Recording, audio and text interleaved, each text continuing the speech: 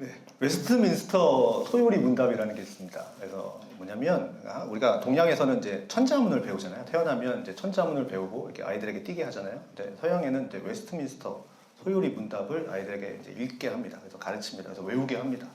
그 중에 이제 첫 번째의 질문이 뭐냐면 사람의 제일 된 목적이 무엇입니까? 라고 물어보는 것에 있어서 사람의 제일 된 목적은 하나님을 영화롭게 하는 것과 그를 영원토록 즐거워하는 것입니다. 라는 게 이제 일답일문입니다.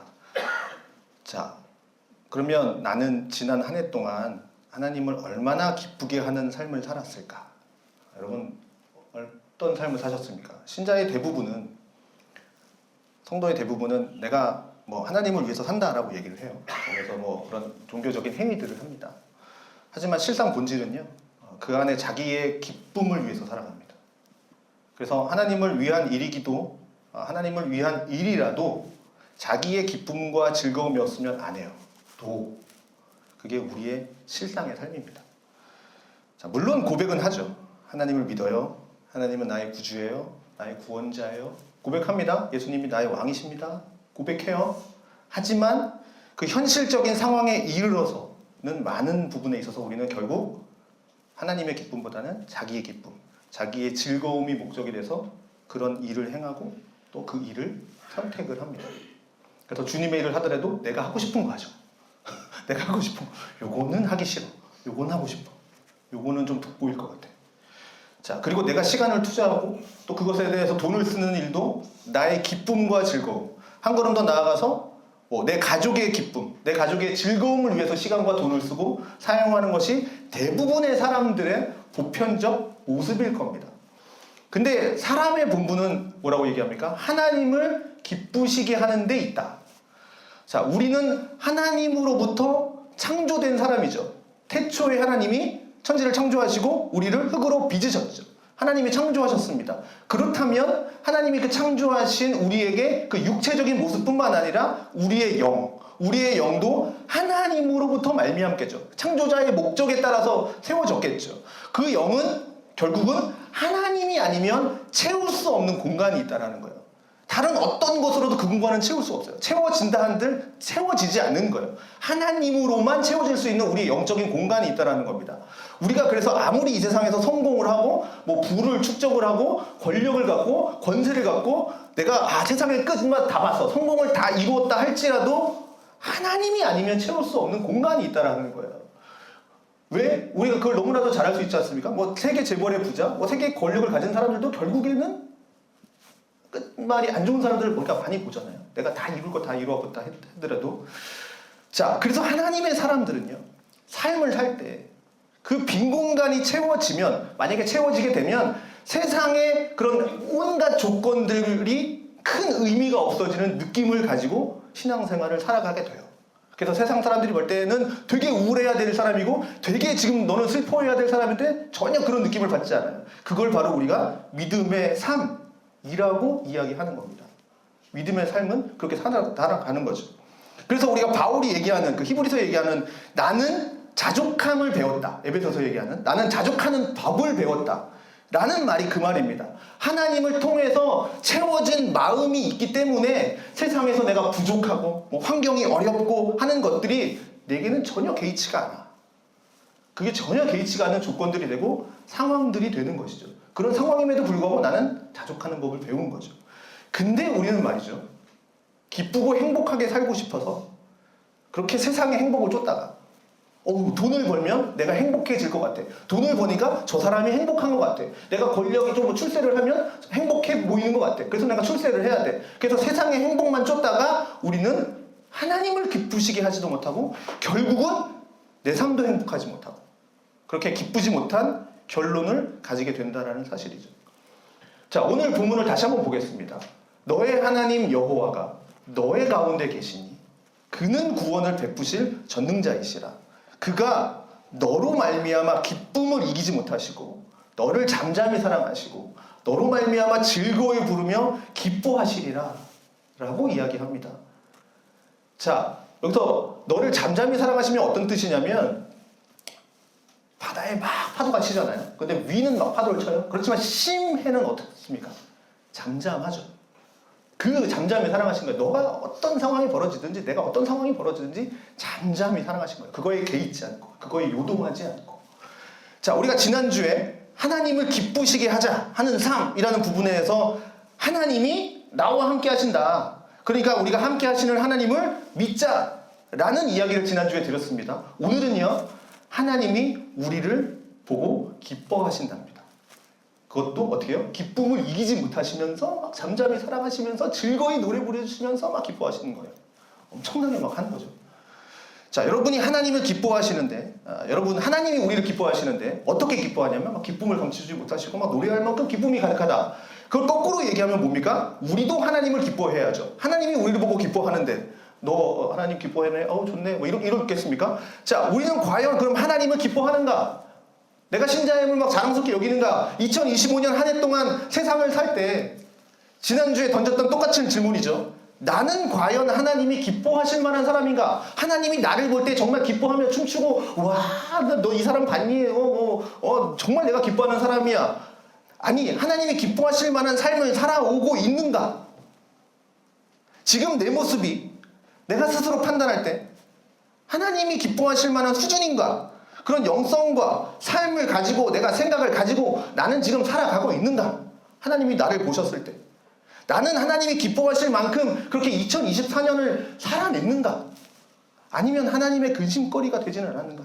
내가 쟤만 보면 한숨만 나오는가?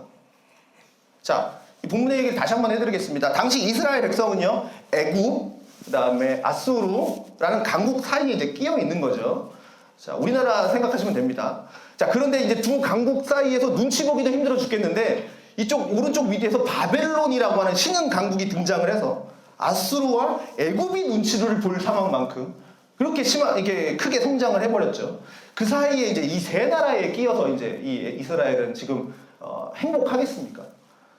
근데 또 그 가운데에서 또 외교를 잘했는지 부는 또 축적했어요. 부는. 그래서 이사야를 보면 이스라엘이 이때 굉장히 경제적으로는 부강했습니다. 군사력도 좀 괜찮았어요. 물론 괜찮았다고 해서 아수르나 뭐 애굽이나 뭐 바벨론의 게임도 안 되는 수준이지만 어쨌든. 자, 근데 그렇게 부강해도 강대국의 눈치만 보는 이렇게 자그마한 나라 소국의 삶이 행복할 수가 없죠. 조금만 강대국의 심기를 건드렸다면 어떻게 됩니까? 침략당해서 약탈해가는 삶의 처지에 있어서 무슨 행복이 있겠습니까? 그때 스바냐가 이제 이 선지자가 등장을 하는 거죠. 요런 상황에서 스바냐 선지자가 등장해서 외치는 겁니다. 뭐라고 외쳤냐? 너희는 너의 죄를 모르느냐? 하나님이 너희를 가만두실까 보냐? 라는 이야기를 하는 거죠. 그것도 아주 신랄하게 비판하는 겁니다. 왜 하나님을 저버렸느냐? 왜 하나님을 배반했느냐? 왜 우상을 섬기느냐? 하나님이 왜 버렸느냐? 하나님이 너희 죄악을 모르실 것 같냐? 막 이렇게 얘기를 하는 거죠. 그게 이제 스바냐서 1장 2장 이게 그런 이야기를 하는 겁니다. 그래서 너희의 죄악 때문에 결국 바벨론에 의해서 너희는 멸망할 거야. 막 선포의 말씀을 퍼붓는 거죠. 저주의 말씀을. 여러분, 이 이야기가 좋은 소식이겠습니까? 이스라엘 사람들이 듣는데 막 지금 힘들어 죽겠는데 똑바로 해. 하나님이 너희를 가만 내줄 것 같으냐? 막 이런 얘기하는 거죠. 죽음의 소식이고 멸망의 소식이고 파괴의 소식이고 포로로 잡혀간다는 소식이 절대 즐겁고 기쁠 수가 없죠. 그런데 스바냐는 뭐라고 얘기합니까? 우리에게 마지막에 기뻐하라. 우리에게 그렇게 가르치고 있습니다. 너희가 결국은 너희 죄 때문에 너희가 저지른 죄 때문에 멸망하고 포로로 잡혀가고 그렇지만 하나님이 어떻게 해요? 그렇게 이런 상황이 벌어지지만 하나님이 너희와 함께 할 거고 잠잠히 사랑할 거고 너희를 기뻐하시는 하나님의 그 마음이 있으니까 너희를 다시 시온으로 이곳으로 돌아오게 할 것이고 다시 너희를 세울 거야. 자, 사실 전해지는 소식의 액면 그대로 받아들이면 굉장히 힘든 이야기잖아요. 회개하라, 회개하라. 너희 멸망할 거야. 너희 포로로 잡혀갈 거야. 뭐 이런 얘기인데 스바냐 선지자의 진짜 외치는 이야기가 뭐냐? 회개하고 하나님께 죄의 대가를 받으라 라는 내용도 있지만 진짜 내용은 뭐냐? 하나님이 너희를 다시 회복시킬 거야. 다시 세우실 거야. 그러니까 우리가 하나님 앞에 똑바로 믿음을 가지고 살자. 회개하고 똑바로 다시 하나님 앞에 나아가자. 이것이 하나님이 스바냐를 통해서 주시는 메시지인 것이죠. 그래서 14절, 15절은 이렇게 기록되어 있습니다. 시온에 따라 노래해라. 이스라엘아 기뻐 노래 부르라. 예루살렘아 전심으로 기뻐하고 즐거워해라. 여호와가 너의 형벌을 제하셨고 너의 원수를 쫓아내셨고 이스라엘의 왕 여호와가 너희 가운데 계시니까 네가 다시는 화를 당할까 두려워하지 아니할 것이다 라고 희망의 메시지를 전파하는 거죠. 그러니까 뭐예요? 기뻐하자라는 겁니다. 물론 너희가 그 과정 속에서 어려움은 있을 것이다. 공격도 당하고 많은 사람이 죽임을 당하고 포로로도 끌려가고 몇십 년 동안 고통이 있겠지만 그러나 너희는 기뻐해라. 왜? 그 가운데에서 너희 하나님이 너희와 함께 하실 것이다.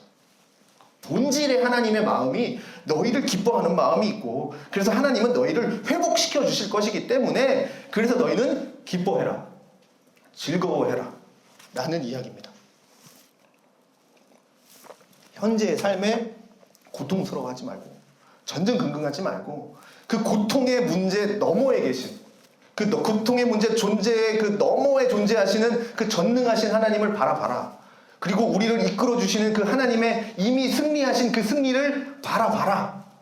오늘의 환경 가운데에서 그래서 기뻐하고 즐거워하자. 이 이야기가 스바냐가 외치는 메시지 가운데 하나입니다. 여러분 비행기 다 타보셨으니까 비행기를 타면 아무리 비가 내려도 구름 위에 올라가면 어떻게 됩니까? 햇빛이 내려지죠. 이게 상식적인 이야기입니다. 아무리 구름이 시커멓게 끼어있다 할지라도 우리는 알죠. 이 비행기가 구름 위로 올라가면 해가 떠 있다라는 사실을. 아무리 낮에 먹구름이 끼어서 어둡고 캄캄하다 할지라도 그 너머에 해가 있다라는 사실. 자, 이 과학적인 이야기를 우리는 상식으로 알고 있습니다. 상식이죠. 자, 그럼 예수 믿는 사람들의 상식은 어떤 거냐? 내 삶이 아무리 먹구름이 끼고 힘들고 어렵고 혹은 내가 하나님께 잘못해서 고통을 당한다고 할지라도 뭡니까? 그 고통 너머에 하나님이 계시다라는 겁니다. 존재하시고 그 살아계신 하나님은 나를 기뻐하시는 하나님이시기 때문에 이 모든 것이 심지어 고통까지도 계획하신 하나님의 섭리 가운데 결국 나를 합력하여서 햇빛으로 이끄실 것이기 때문에 회복과 영광의 자리에 결국에는 나를 두실 것이다. 이것을 상식으로 삶 가운데 두고 살아가야 할 사람들이 바로 믿음을 가진 사람. 믿음의 사람. 그게 성경의 모든 사람들이 그 이야기를 하는 겁니다. 대표적으로 사도행전이 되겠지만 이야기를 하는 거죠. 그러니 사랑하는 성도 여러분, 현재 느끼고 있고 보이고 있는 것에 내 시선이 있는 곳에 마음을 두지 말고 절망과 절망과 가운데서 낙심하는 것은 하나님을 기쁘시게 하는 마음이 아닙니다. 어떻게 그것을 보고 하나님이 기뻐하시겠습니까? 자녀가 막 힘든 것만 보면서 힘들어하는데 하나님이 아이고야 기쁘다 얘가 슬퍼하니까 기쁘다. 어떤 하나님이 어떤 하나님? 하나님이 어떻게 그러시겠습니까? 조금만 바람이 불면 막 휘청이고 이쪽에서 바람 불면 막 이쪽으로 휘청이고 막 조금만 문제 생기면 나는 죽었다 나 못하고 모르겠다 아이고야 힘들겠다 어떡하냐 라고 하는 사람을 하나님이 기뻐하시겠는가? 하나님은 살아계시고 전능자가 나와 함께 하시고 그분의 섭리가 내 인생을 이끌어 가시는데 그것을 바라보지 못하고 지금 현재 내 기분만 휘둘려가지고 인생을 살아가는 자를 하나님이 기뻐하실까? 히브리서 11장 6절 분명히 기록되어 있죠. 믿음이 없이는 하나님을 기쁘시게 하지 못한다. 하나님께 나아가는 자는 반드시 하나님이 계신 것과 또한 그가 자기를 찾는 자들에게 상 주시는 이심을 믿어야 한다. 그러니 결론은 이겁니다. 하나님은 어떤 자를 기뻐할까? 하나님은 자기를 믿는 자를 기뻐하신다.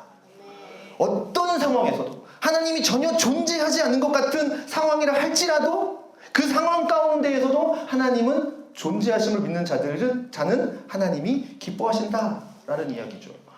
내가 원하는 상황이 이루어지지 않는다 할지라도 하나님의 그 안에서의 섭리가 있음을 믿고 하나님을 신뢰하는 그 마음 가운데 오늘을 살아가는 믿음을 가진 사람들은 하나님은 기뻐하신다라는 사실이죠.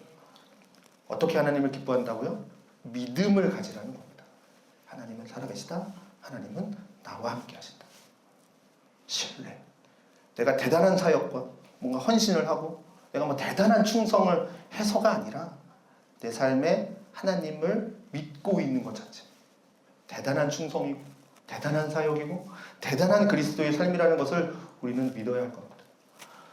자, 그래서 우리가 예수 믿는 사람으로서 하나님을 기쁘시게 한다라는 것은 우리가 가진 그 믿음과 절대적으로 연결되어 있는 진리라는 사실입니다. 그래서 데살로니가 5장 16절 뭡니까? 항상 기뻐하라 라는 말이 어떤 의미인지 아시겠죠? 항상 기뻐하라. 왜 기뻐해야 됩니까? 하나님이 항상 나와 함께 있으니까. 그죠? 그리고 하나님의 섭리가 누리는 인생이 내가 지금 인도되고 있습니다. 기뻐하는 거죠. 혹은 내가 잘못해서 하나님의 채찍을 맞을 수도 있겠죠. 징계를 받을 수도 있겠죠. 혹은 내가 실수해서 넘어지고 혹은 내 눈에 보이는 것이 소망이 없어 보이는 상황이라 할지라도 우리는 믿습니다. 왜요? 하나님이 살아계심을. 그분이 이 모든 일을 합력하여서 선으로 이끌어 주실 것임을 우리는 믿습니다. 우리는 혹 모를지 모르지만 그러나 분명한 것은 하나님은 살아계세요. 그리고 그분은 나를 사랑하세요. 그분은 좋으신 하나님이세요. 나에게 결국에는 선을 이루어서 좋게 품어주실 것을 믿는 그 믿음을 가지고 오늘 하루의 삶을 살아가는 것, 살아내는 것, 이것이 바로 하나님을 기쁘시게 하는 가장 근본적이고 중요한 내용이라는 것이죠. 자, 스바냐 3장 19절에서 20절 보겠습니다. 그때 내가 너를 괴롭게 하는 자를 다 벌하고 저는 자를 구원하며 쫓아난 자를 모으며 온 세상에 수욕받는 자에게 칭찬과 명성을 얻게 하리라. 내가 그때 너희를 이끌고 그때 너희를 모을 것이다. 내가 너희를 목전에서 너희의 사로잡힘을 돌이킬 때 너희에게 천하만민 가운데에서 명성과 칭찬을 얻게 하리라. 누구의 말입니까? 여호와의 말입니다. 자, 이것은 누구에게 주신 말씀입니까? 하나님의 백성에게 주신 말씀이에요. 그때 하나님을 믿는 자에게 주신다는 말씀이에요.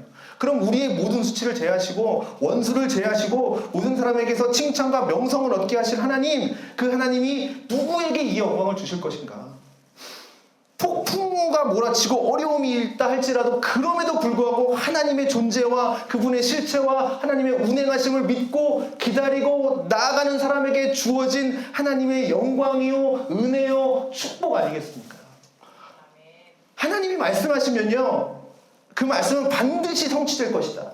하나님의 말씀은 변하지 않는다. 환경에 치우치지 않고 믿음 가운데 오늘도 나는 내 걸음을 한 걸음 내딛고 또 내딛고 어렵고 힘들어서 내가 이 걸음 걷는 것 자체가 눈물이 난다 할지라도 가슴이 찢어진다 할지라도 믿음 가운데 하나님만 신뢰해서 나아가는 삶을 사는 이에게 하나님이 오늘 이 말씀을 주시는 겁니다.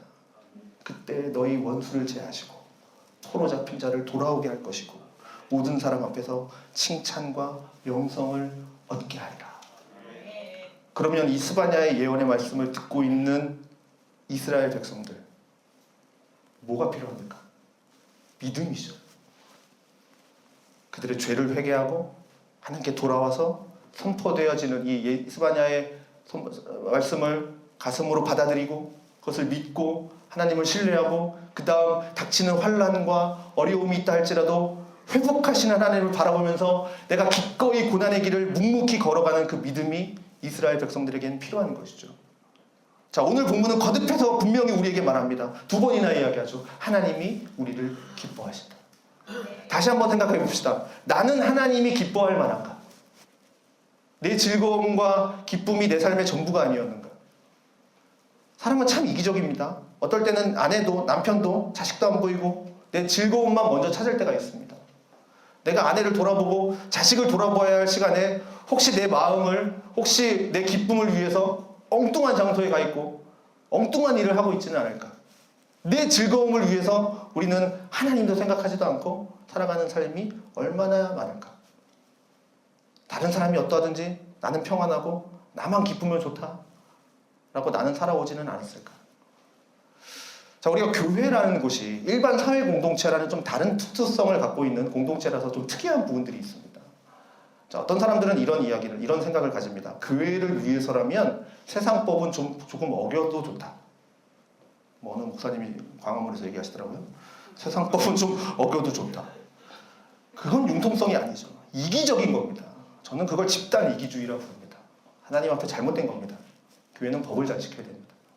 혹 교회가 이득을 보지 못한다 할지라도 손해를 본다 할지라도 교회는 깨끗해야 됩니다. 세상 사람들 앞에서 하나님 앞에서. 그래서 많은 교회들이 교회를 위해서라면 그냥 눈 감고 그냥 하나님의 영광을 위해서입니다. 그런 식으로 그냥 퉁쳐버리면서 눈 감고 넘어가는 부분이 참 많죠. 하나님은 말이죠, 결론만 가지고 우리를 따지지 않습니다. 네가 이렇게 아무리 뭐 나쁜 짓을 해서 결론만 주면 된다? 아니죠. 오늘 살았던 하루의 삶 전체를 보신다라는 거예요. 그것을 하나님이 기뻐하시는 거죠. 하나님, 나 10,000원 벌어왔어요가 아니라 어떻게 벌어왔는지가 하나님을 보시는 거죠. 그 과정을 하나님이 기뻐하십니다. 여러분을 통해서 하나님이 참 기뻐하는 그 한 해가 되었으면 좋겠습니다. 그 과정을 통해서 결론적으로 하나님이 기뻐하시는 한 해. 그래서 여러분 때문에 내 가족이 행복했으면 좋겠습니다.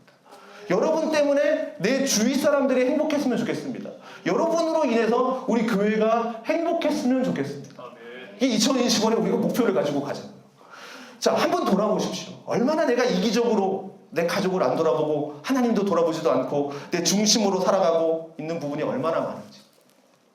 하나님을 기쁘게 하는 것이 성도의 본분의 삶이고, 뿐만 아니라 내 이웃, 내 가족을 기쁘게 하는 것이 내가 지금 살아가는 삶의 중요한 목적의 한 부분이라는 것을 놓치게 되면 말이죠, 인생을 아무리 잘 산다 할지라도, 내가 금은보화를 얻었다 할지라도 이런 것이 없는 텅 빈 인생이 되어버리는 겁니다.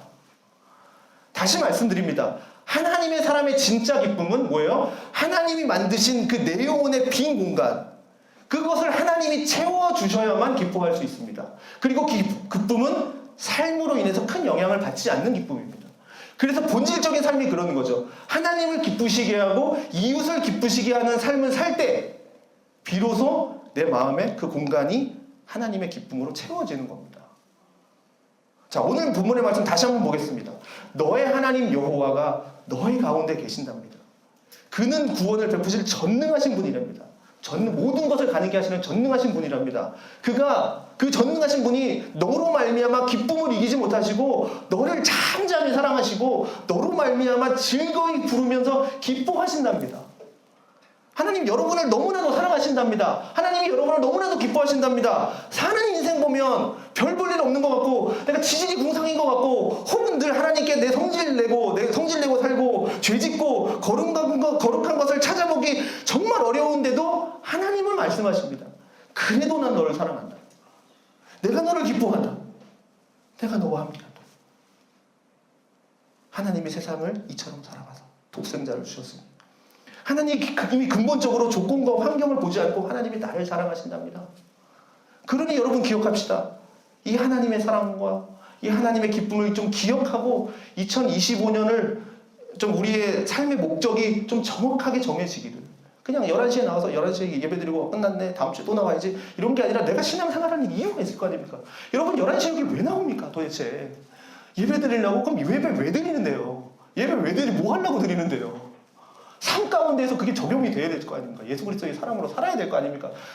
삶의 예배가 중요합니다. 삶의 예배가. 제가 할 수 있는 건 뭐냐면 초점을 다시 맞춰주는 일이에요. 내가 흐트러진 마음을, 흐트러진 시선을 다시 하나님께 고정시키는 것. 하나님 바라봅시다. 그러면 그렇게 살아내야죠, 일주일 동안.